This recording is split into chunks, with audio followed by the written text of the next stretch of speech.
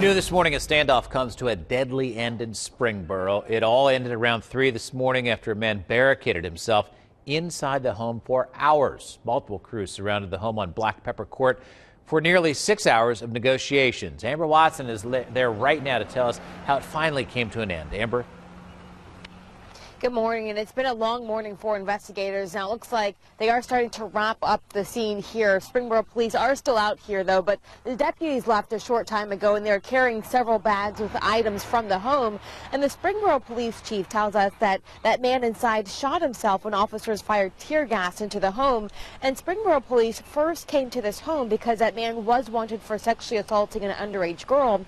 Now, when officers made contact with the man, he refused to come out of his house, and he reportedly made threats saying that he would hurt himself or any officer who tried to enter the home. And the police chief tells us that that man had access to several weapons, and that's when the SWAT team was called in around 9 o'clock last night. He was the only person inside, and throughout the night officers tried to talk that man into surrendering. Over the phone, police say that that man admitted that he was involved in the sexual assault, but they say he was still very defiant. When they deployed gas into the house, there was immediately a shot heard from inside the house.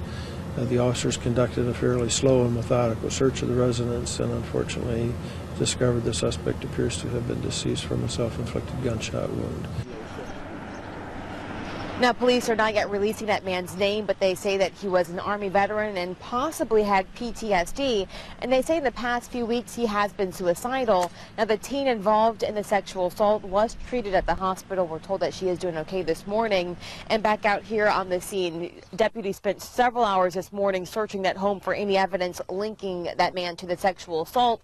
Just in the last half hour, they took down that crime tape. And again, a Springboro officer is still out here on the scene. It looks like they are starting to wrap up this investigation this morning here on the scene. But coming up in the next half hour, I'll tell you what officers had to do during the standoff to keep neighbors safe. For now, reporting live in Springboro, Amber Watson, Fox 45 News.